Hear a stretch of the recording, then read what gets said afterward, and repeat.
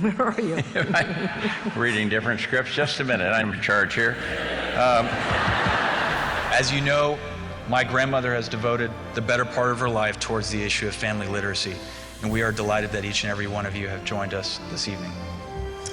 Barbara Bush believes that if every person could read and write, that many of our nation's problems would be solved.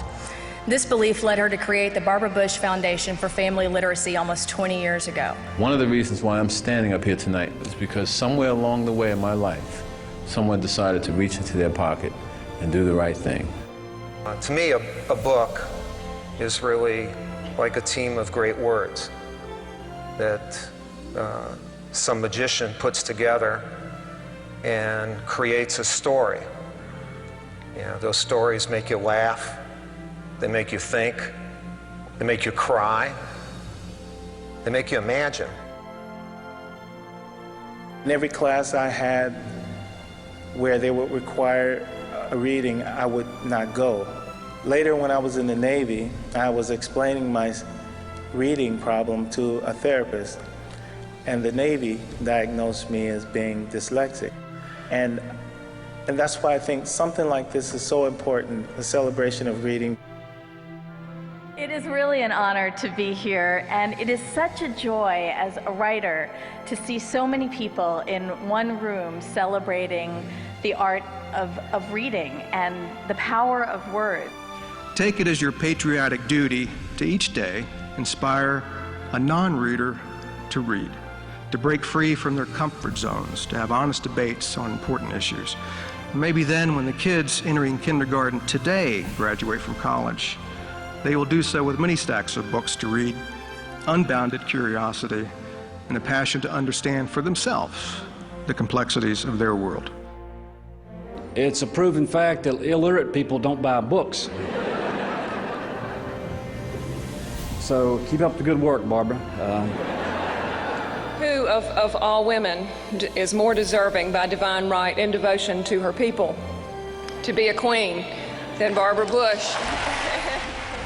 There was a war crimes trial held to affix blame on Japanese officers for the beheading deaths of 8 American flyboys on the island of Chichijima, which is right next to Iwo Jima. You know, 8 American flyboys got killed on the island. He said there's a 9th guy that got away, and his name is George Bush. I honestly think Barbara is a little short-sighted about this great jacket. Not only is it extremely tasteful and good-looking, but it fits well. And for some reason, I have to constantly pull it out of the back of the closet.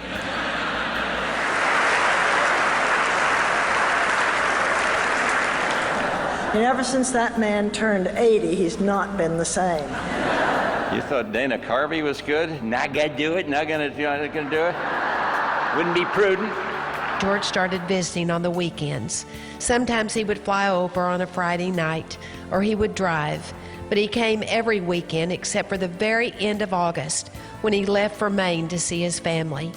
Barb Bush loves to tell the story that George spent exactly 1 day in Kennebunkport that summer. When he called my apartment, she says that some guy answered, and he raced for the plane and flew right back down. Mother said, you got to read from the book. So I checked with Crown Publishing, and they said, no way will you read from the book. I said, I got to. My mother said, read from the book. The child ran into the house yelling, "Mom, you will never guess what I did. I heard the mother of the President of the United States. I heard George Washington's mother." Thank you for all you do. If there's a person left in the United States that cannot read after you're through, I'll be surprised. I want to tell you my story because I know it may help someone else.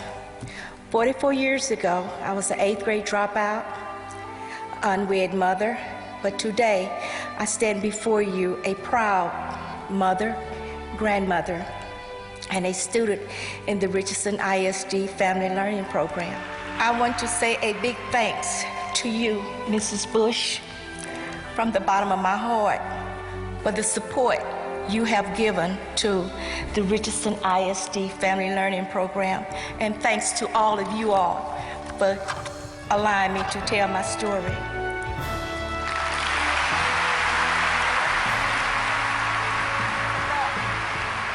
The real star of our family, the enforcer, the silver fox, Barbara Bush. This is the best celebration of reading I think we've ever had.